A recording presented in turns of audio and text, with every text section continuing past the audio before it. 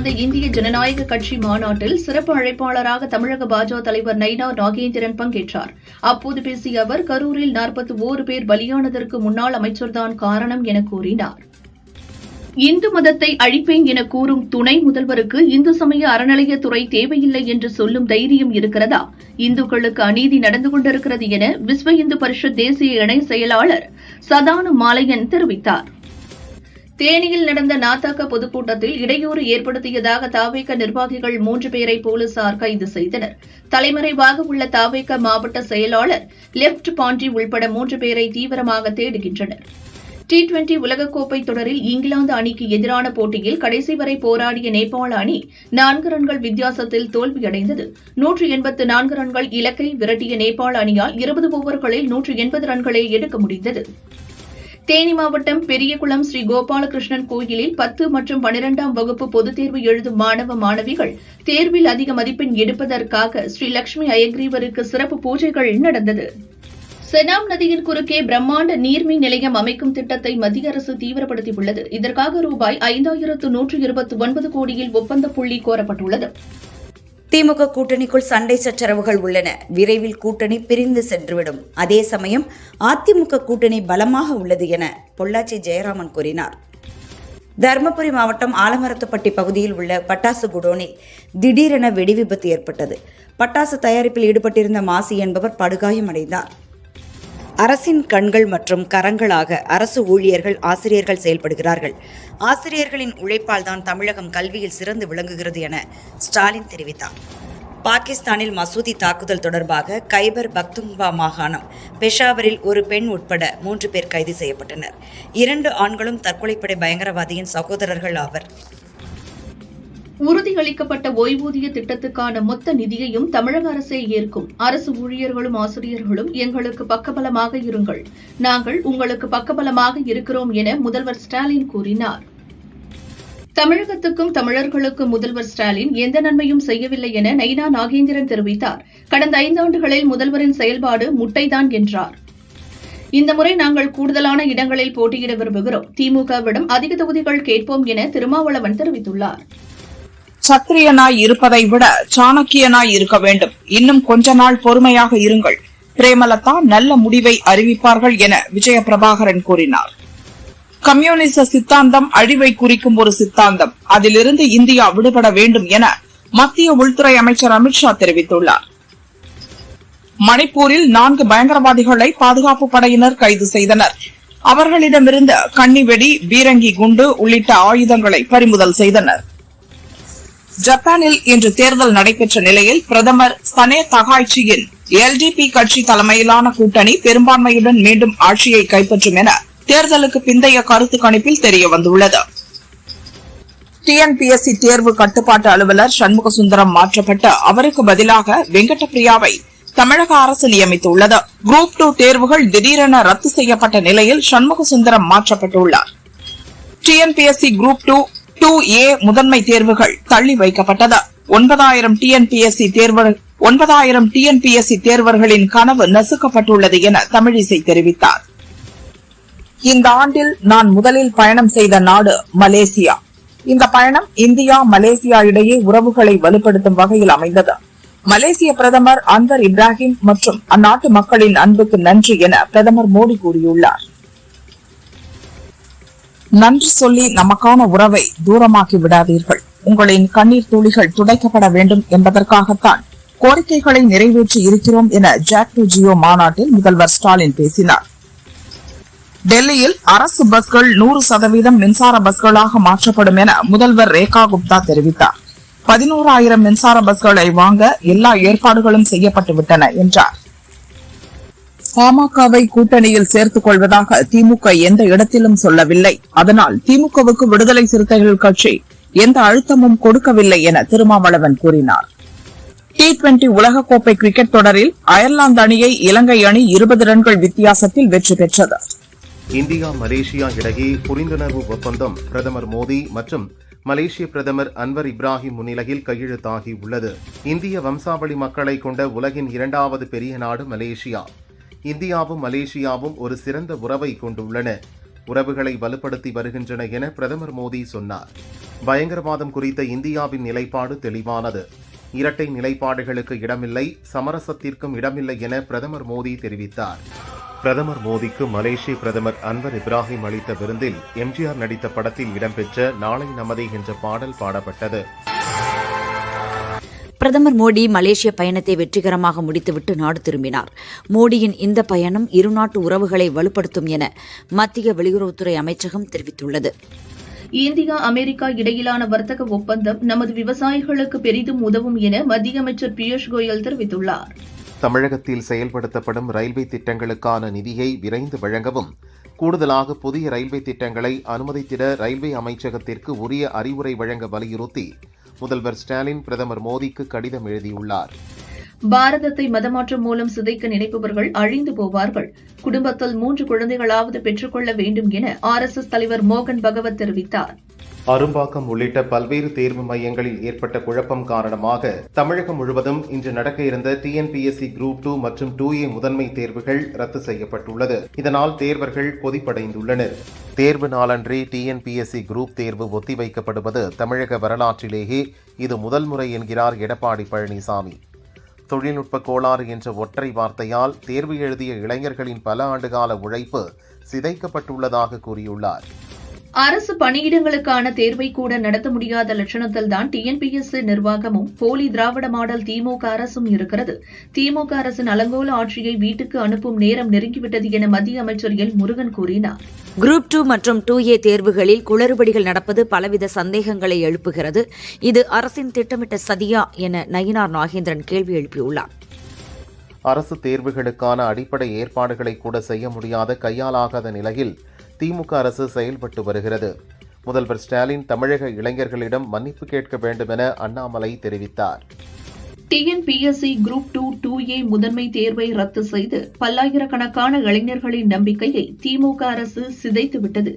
இளைஞர்களுக்கு நம்பிக்கையான எதிர்காலத்தை உருவாக்கி கொடுக்காத திமுக அரசு இருந்து என்ன பயன் என தவேக தலைவர் விஜய் கூறியுள்ளார்.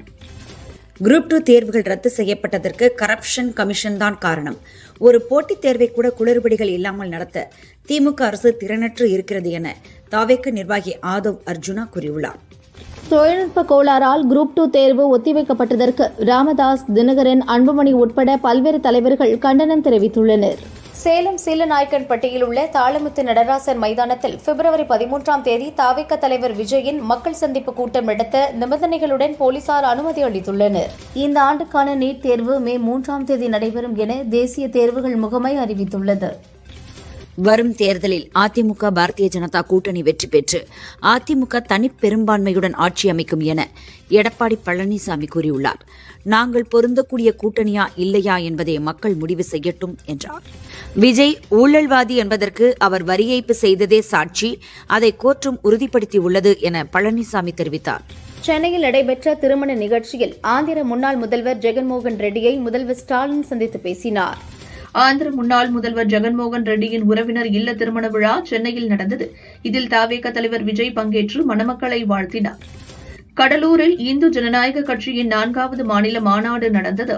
இந்த மாநாட்டில் தேர்தல் வாக்குறுதிகளை நிறைவேற்றாத திமுக அரசை கண்டித்து தீர்மானம் நிறைவேற்றப்பட்டது. சென்னை சேப்பாக்கம் கிரிக்கெட் மைதானத்தில் நடந்து வரும் T20 உலகக்கோப்பை தொடரை பார்க்க வரும் ரசிகர்கள் விசில் கொண்டு செல்ல தடை விதிக்கப்பட்டுள்ளது. மலேசியாவில் திருவள்ளுவர் மையம் அமைக்கப்படும். இது மொழி, இலக்கியம் மற்றும் இரு நாடுகளின் கலாச்சாரத்தை பரிமாறிக்கொள்ளும் பாலமாக செயல்படும் என பிரதமர் மோடி அறிவித்தார்.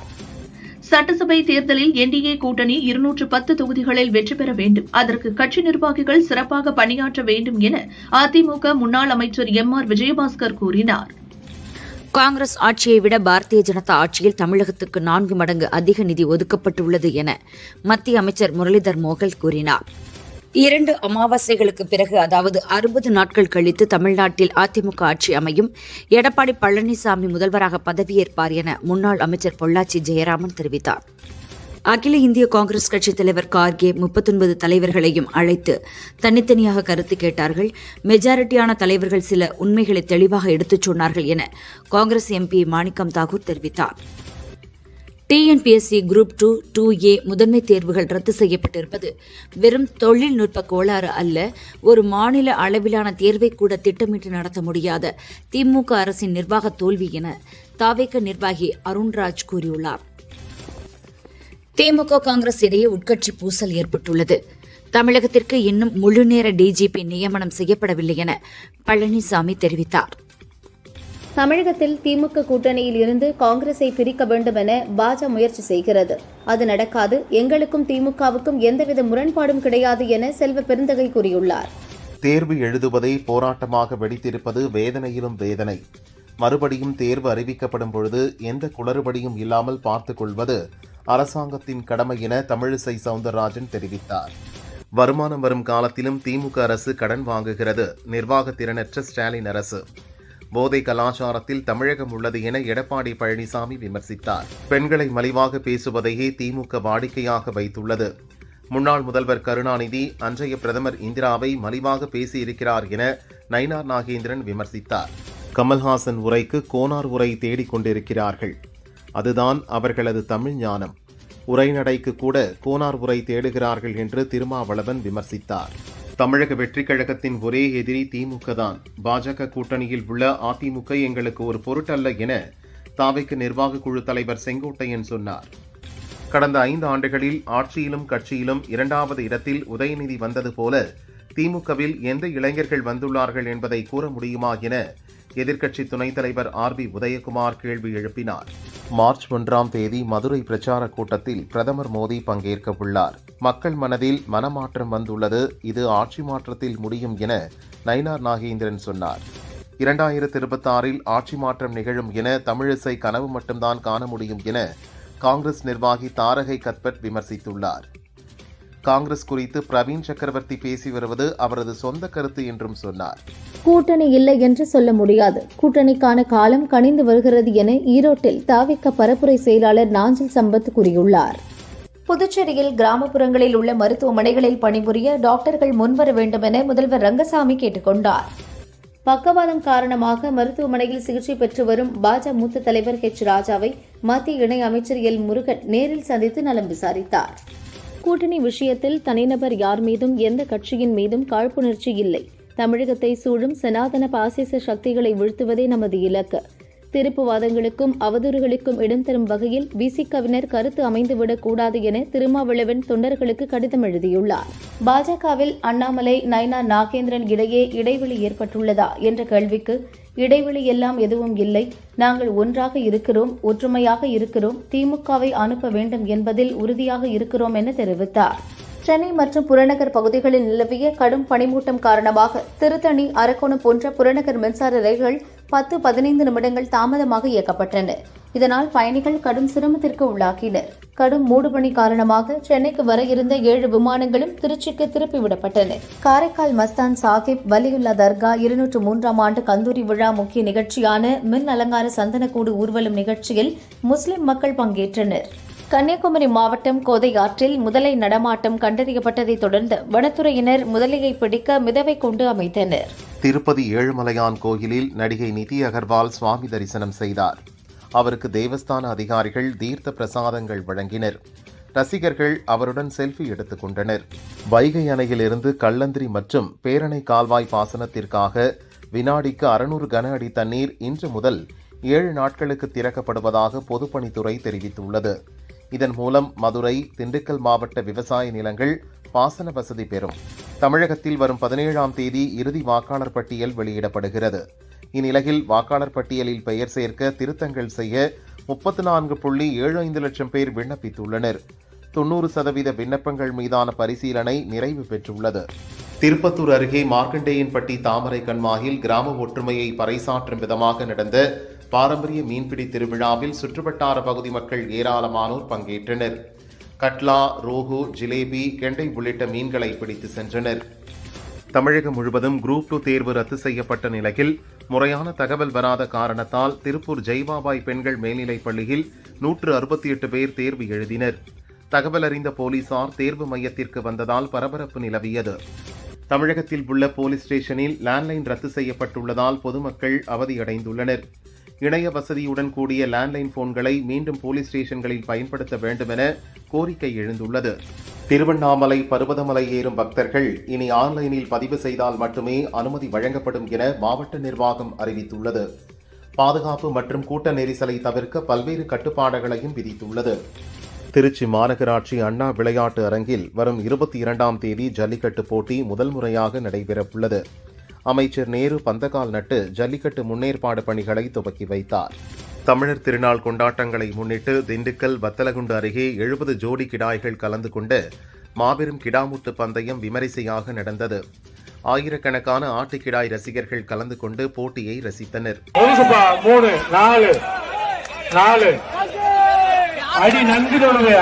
தேனி மாவட்ட நீர்பிடிப்பு பகுதிகளில் கடந்த சில மாதங்களாக சரியான மழை பொழிவு இல்லை.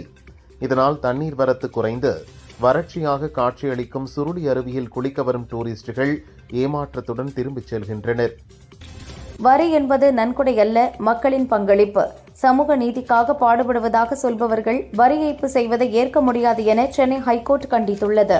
அண்மை காலமாக தமிழ்நாடு அரசு பணியாளர்கள் தேர்வாணையம் அலட்சிய போக்குடன் செயல்பட்டு வருவது அதிர்ச்சி அளிக்கிறது என பாமக நிறுவனர் ராமதாஸ் தெரிவித்தார். தமிழகத்தில் சென்னை, திருவள்ளூர், செங்கல்பட்டு, காஞ்சிபுரம், ராணிப்பேட்டை, வேலூர், திருப்பத்தூர், கிருஷ்ணகிரி, தருமபுரி, சேலம், ஈரோடு, திண்டுக்கல் மற்றும் நீலகிரியில் நாளை பனிமூட்டம் நிலவக்கூடும் என சென்னை வானிலை மையம் தெரிவித்துள்ளது. குருஷேத்திரத்தில் 41வது மாநில அளவிலான கால்நடை கண்காட்சி நடந்தது. இதில் கலந்து கொண்ட முதல்வர் நயாப் சிங் சைனி ஒட்டகத்தில் சவாரி செய்து மகிழ்ந்தார். சிவகங்கை மாவட்டம் சிங்கம்புணரியில் நடந்த வடமாடு மஞ்சுவிரட்டு போட்டியை அமைச்சர் பெரிய கருப்பன் தொடங்கி வைத்தார். 14 காளைகள், 126 வீரர்கள் பங்கேற்றனர். சென்னை பனிமூட்டத்திற்கு அதிக ஈரப்பதம், மிதமான முதல் அமைதியான காற்று நிலை, இரவு நேர குறைந்த வெப்பநிலை ஆகியவை பனி உருவாவதற்கு காரணம் என சென்னை வானிலை ஆய்வு மையம் தெரிவித்துள்ளது. கர்நாடக மாநிலம் விஜயபுரா மாவட்டம் மங்களூருவில் தனியார் விமானம் விவசாய நிலத்தில் விழுந்து நொறுங்கியது. இதில் விமானி, பயிற்சி விமானி காயமடைந்தனர். மன்மோகன் சிங்கின் காங்கிரஸ் ஆட்சிக் காலத்தில் 13 முறை பாகிஸ்தான் ஏஜென்ட் அலி தவுகீர் ஷேக் இந்தியா வந்ததாக அஸ்ஸாம் பாஜக முதல்வர் இமந்த பிஸ்வ சர்மா குற்றம் சாட்டியுள்ளார். பாரதத்தை மதமாற்றம் மூலம் சிதைக்க நினைப்பவர்கள் அழிந்து போவார்கள். ஒரு குடும்பத்தில் 3 குழந்தைகளாவது பெற்றுக்கொள்ள வேண்டும் என RSS தலைவர் மோகன் பாகவத் கூறியுள்ளார். இந்தியா அமெரிக்கா இடையிலான வர்த்தக ஒப்பந்தத்தில் நம் நாட்டு விவசாய பொருட்கள் பலவற்றின் வரியை அமெரிக்கா குறைத்துள்ளது. பலவற்றிற்கு வரியை ரத்து செய்துள்ளது என மத்திய அமைச்சர் சிவராஜ் சிங் சௌஹான் தெரிவித்துள்ளார். தேர்தல் பணிகளை ஒருங்கிணைக்க NDA-வில் உள்ள அனைத்து கட்சிகளையும் இணைத்து ஒருங்கிணைப்பு கமிட்டி அமைக்க பாரதிய ஜனதா திட்டமிட்டுள்ளது. தேசிய அமைப்பு செயலாளர் BL சந்தோஷ் நாளை ஆலோசனை நடத்தவுள்ள நிலையில் ஒருங்கிணைப்பு கமிட்டி இறுதி செய்யப்படும் என தகவல்கள் வெளியாகியுள்ளது. பீகார் மதேபுரா மாவட்டத்தில் உள்ள அரசு நடுநிலைப் பள்ளியில் நேற்று மதிய உணவு சாப்பிட்ட 70 மாணவர்களுக்கு உடல்நலம் பாதிக்கப்பட்டு வாந்தி, வயிற்று வலி ஏற்பட்டது. ஒரு சிறுமியின் நிலை கவலைக்கிடமாக இருப்பதாக டாக்டர்கள் தெரிவித்தனர். ஹரியானா மாநிலம் ஃபரிதாபாத்தில் கைவினைப் பொருட்கள் கண்காட்சியில் ராட்சத ராட்டினம் கவிழ்ந்து விழுந்ததில் போலீஸ் இன்ஸ்பெக்டர் ஒருவர் உயிரிழந்தார். 13 பேர் படுகாயமடைந்தனர். இந்தியா அமெரிக்கா இடையே விரைவில் வர்த்தக ஒப்பந்தம் கையெழுத்தாகும். விவசாயிகள், குறு சிறு தொழில், கைத்தறி, கைவினை ஆகிய துறைகளுக்கு எந்த பாதிப்பும் ஏற்படாது. இந்த ஒப்பந்தம் பொன்னெழுத்துகளால் பொறிக்கப்பட்டதாக இருக்கும் என மத்திய அமைச்சர் பியூஷ் கோயல் தெரிவித்துள்ளார்.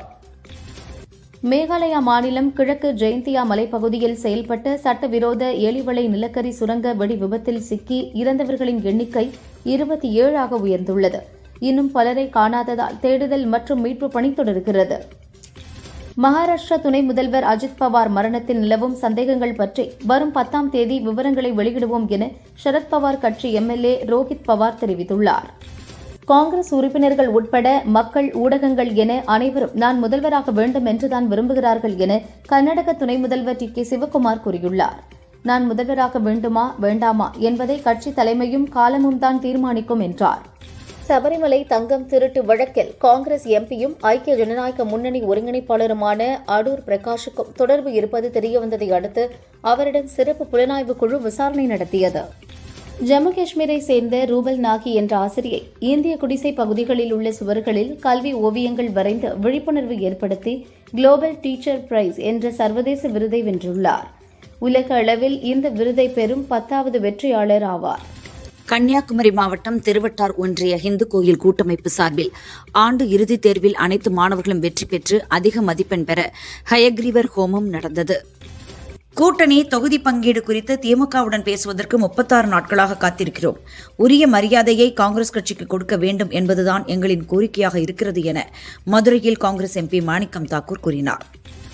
திருச்செந்தூர் சுப்பிரமணிய சுவாமி கோவிலுக்கு செல்லும் பக்தர்கள் காலில் படும் மணலை சுத்தம் செய்யும் விதமாக கடற்கரை செல்லும் முகப்பு பாதையில் செயற்கை நீரோடை அமைக்கப்பட்டுள்ளது. நடிகை அமலா பால் மலையாளத்தில் உருவாகியுள்ள ஹாஃப் என்ற படத்தில் நாயகியாக நடித்துள்ளார். டிராகுலா எனும் ரத்த காட்டேரி பற்றிய படமான இது மலையாளம், தமிழ் உள்ளிட்ட 5 மொழிகளில் விரைவில் ரிலீஸ் ஆகிறது. ராம் சரண் ஜூனியர் என்டிஆர் நடிப்பில் ராஜமௌலி இயக்கிய படம் RRR 1000 கோடிக்கு மேல் வசூலித்த இப்படத்தை அனிமேஷனில் உருவாக்க திட்டமிட்டுள்ளனர். இதற்காக ஜப்பான் நிறுவனம் ஒன்றில் பேச்சுவார்த்தை நடத்தி வருகின்றனர். திருவள்ளூர் சோழவரம் அருகே 1000 ஆண்டுகள் பழமை வாய்ந்த கோதண்டராமர் கோயில் கும்பாபிஷேகம் விமர்சையாக நடந்தது. திரளான பக்தர்கள் பங்கேற்று தரிசனம் செய்தனர்.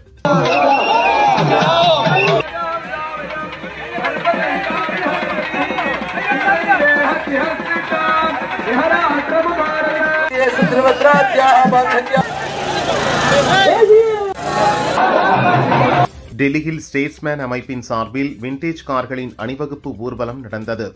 100 ஆண்டுகளுக்கும் பழமையான பல்வேறு நிறுவனங்களின் கார்கள் பங்கேற்றன. கார் ரசிகர்கள் ஆர்வத்துடன் பார்த்து ரசித்தனர். திருச்செந்தூர் சுப்பிரமணிய சுவாமி கோயிலில் விடுமுறை மற்றும் சுபமுகூர்த்த தினத்தை முன்னிட்டு ஏராளமான பக்தர்கள் குவிந்தனர். 5 மணி நேரம் வரை காத்திருந்து முருகனை தரிசனம் செய்கின்றனர். சுமார் 50 திருமணங்களும் கோயிலில் நடந்தது. ட்ரம்பின் சமூக வலைதள பக்கத்தில் அமெரிக்க முன்னாள் அதிபர் ஒபாமா குறித்த வீடியோ வெளியான விவகாரத்தில் தான் மன்னிப்பு கேட்க மாட்டேன், நான் எந்த தவறும் செய்யவில்லை என்று அதிபர் ட்ரம்ப் தெரிவித்துள்ளார். அமெரிக்க பாலியல் குற்றவாளியின் ஸ்டீஃபன் ஃபைல்ஸ் விவகாரத்தில் எனது பெயரை தொடர்புபடுத்தி வெளியாகும் தகவல்கள் முற்றிலும் உண்மைக்கு புறம்பானவை. ஜெஃப்ரி எப்ஸ்டீனை ஒரு நாளும் நான் சந்தித்தது இல்லை என திபெத்திய மதகுரு தலாய் லாமா மறுத்துள்ளார். வங்கதேச மூத்த அவாமி லீக் தலைவரும் முன்னாள் அமைச்சரும் கல்வியாளரும் நாடாளுமன்ற உறுப்பினருமான ரமேஷ் சந்திர சென் வயது 86 நீதிமன்ற காவலில் காலமானார். வாஷிங்டன் போஸ்ட் நாளிதழின் பதிப்பாளர் மற்றும் CEO லூயிஸ் தனது பதவியை ராஜினாமா செய்துள்ளார். நிறுவனத்தின் நிதி நெருக்கடி மற்றும் ஆட்குறைப்பு நடவடிக்கைகளை கையாண்ட விதம் குறித்து ஊழியர்களிடையே எழுந்த கடும் விமர்சனங்களுக்கு மத்தியில் பதவி விலகியுள்ளார். T20 உலகக்கோப்பை போட்டித் தொடரில் ஆப்கானிஸ்தான் அணிக்கு எதிரான போட்டியில் நியூசிலாந்து அணி 5 விக்கெட் வித்தியாசத்தில் வெற்றி பெற்றது. ஆசிய துப்பாக்கிச் சுடுதல் சாம்பியன்ஷிப் போட்டியில் பெண்களுக்கான 10 மீட்டர் ஏர் ரைபிள் பந்தயத்தில் தமிழக வீராங்கனை இளவேனில் வாலறிவன் தங்கம் வென்று அசத்தினார். சினிமா டைரக்டர் வெங்கட் பிரபு துபாயில் நடிகரும் ரேசருமான அஜித்குமாரை சந்தித்துள்ளார். ரேசிங் டி-ஷர்ட் மற்றும் சாம்பல் நிற தொப்பி அணிந்தபடி அஜித்குமாரை சந்தித்த வெங்கட் பிரபு அவருடன் புகைப்படம் எடுத்துக்கொண்டார். நடிகர் விக்ரம் நடிப்பில் கௌதம் மேனன் இயக்கத்தில் உருவான துருவ நட்சத்திரம் படம் இந்த ஆண்டு வெளியாகும் என கௌதம் மேனன் கூறியிருந்தார். தற்போது படத்தின் பிரச்சினைகள் முடிந்துள்ளதாக கூறியிருப்பதை அடுத்து விரைவில் ரிலீஸ் தேதி வெளிவரும் என்றார். தெலுங்கு நடிகர் நாகார்ஜுனா, நடிகை தபு 28 ஆண்டுகளாக நண்பர்களாக இருக்கின்றனர். தற்போது ரா கார்த்திக் இயக்கத்தில் நாகார்ஜுனா கிங் 100 என்ற தனது 100வது படத்தில் நடித்து வருகிறார். இதில் தபுவும் முக்கிய கேரக்டரில் நடிக்கிறார். இதுபற்றி பேசிய நாகார்ஜுனா, இந்த படத்தில் தானும் இடம்பெற வேண்டும் என தபு எனக்கு அன்பு கட்டளையிட்டார். என்னால் அதை மீற முடியவில்லை என்றார். கவர்ச்சி நடிகையாகவும் பல படங்களில் ஒரு பாடலுக்கு நடனம் ஆடுபவராகவும் இருந்த முமைத் கான் சமீபத்தில் அளித்த பேட்டியில் 2016இல் எனக்கு ஏற்பட்ட விபத்தில் 15 நாட்கள் கோமாவில் இருந்தேன். மூளையில் 5 நரம்புகள் வெடித்ததாக டாக்டர்கள் கூறினார்கள். பின்னர் அதிலிருந்து மீண்டு வந்தேன். அதன் பிறகு சினிமாவை விட்டு ஒதுங்கினேன். தற்போது ஐதராபாத்தில் மேக்கப் சிகைப்படிப்பு தொடர்பான நிறுவனம் நடத்தி வருகிறேன் என்றார். நடிகர் சிவகார்த்திகேயன் அடுத்து தாய்க்கிழவி படத்தை இயக்கிய சிவகுமார் முருகேசன் என்பவர் இயக்கத்தில் நடிக்க உள்ளார். கிராமத்து கதையில் உருவாக உள்ள இந்த படத்திற்கான பிரமோ வீடியோவிற்கான படப்பிடிப்பை மதுரையில் எடுக்க உள்ளனர். இதில் முக்கிய கதாபாத்திரத்தில் நடிக்க மலையாள நடிகர் திலீப்புடன் பேச்சுவார்த்தை நடத்தி வருகின்றனர். தெலுங்கு, தமிழ், கன்னடம், இந்தி படங்களில் பிஸியாக நடித்து வருபவர் நடிகை ராஷ்மிகா மந்தனா. இந்தியில் சாகித் கபூருக்கு ஜோடியாக இவர் நடித்த காக்டைல் 2 படம் விரைவில் ரிலீஸ் ஆகிறது. அதற்குள் இவர்கள் ஜோடி மீண்டும் இணைகிறது. இதனை மைதான் இயக்குனர் அமித் ரவீந்திரநாத் சர்மா இயக்கவுள்ளார். காதல் காமெடி கதையில் உருவாகிறது.